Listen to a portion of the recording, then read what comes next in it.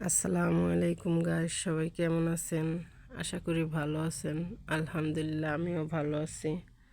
এটা হচ্ছে সকালের জন্য নাস্তা তৈরি করলাম, নাস্তা খাবে।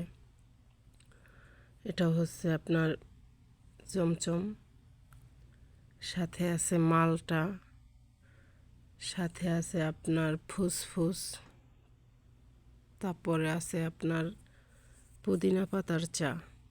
পুদিনা পাতার চা কি কখনো কেউ খেয়েছেন? আমিও আগে জানতাম না, সৌদি আরবে আসার পরে আমি জানি যে পুদিনা পাতা দিয়েও চা করা যায়।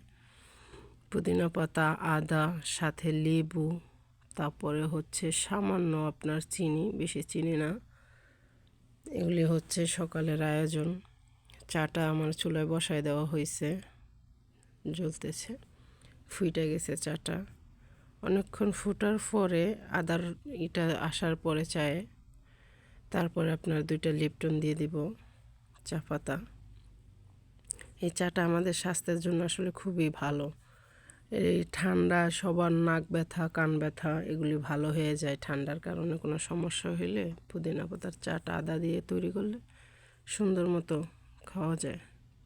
আমরা হয়তো জানতামই না এটা এইভাবে খাওয়া যায়। এই প্রবাসে এসে অনেক কিছু শেখা হয়েছে, এরা ডাক্তারের কাছে যায় না।